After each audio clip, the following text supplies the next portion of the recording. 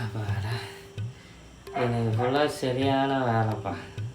செம்ம டயர்டாக இருக்குது. நல்லா பட்டு வேண்டியதான். 2 hours later.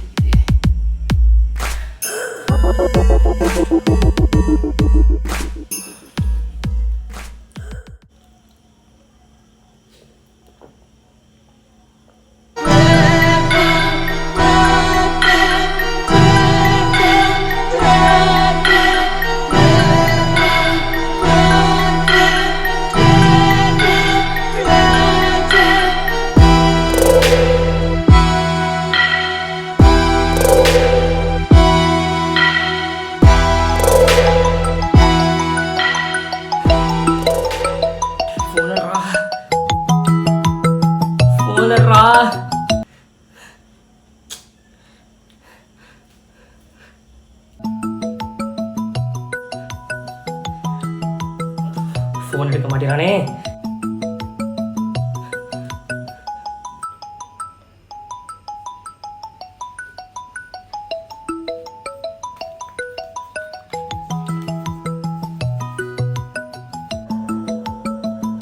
ஹலோ, சொல்றா புட்டா.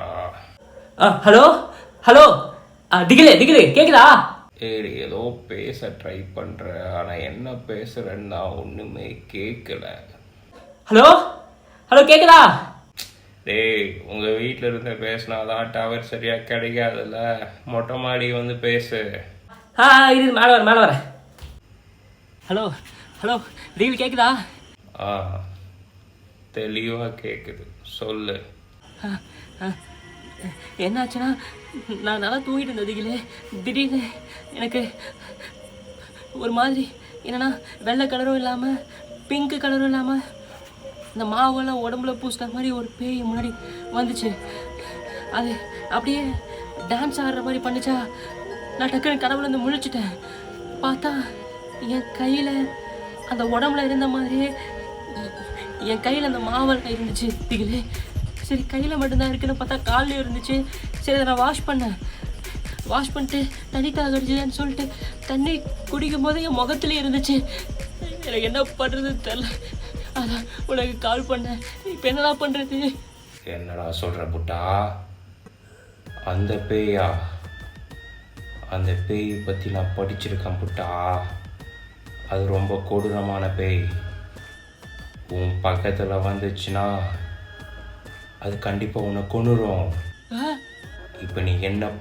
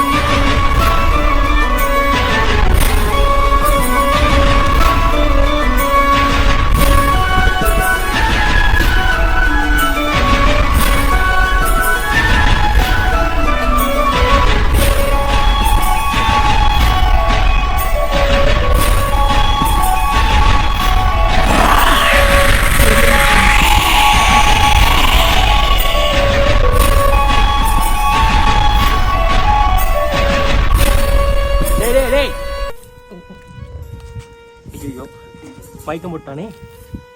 நான் தான். ஐயோ எனக்கு புட்டா நான் தான்டா இருக்க. சீனதான் பேய் வாசம் போட்டதுக்கே பயந்துட்டான். இவனெல்லாம் போய் தைரியசாலி.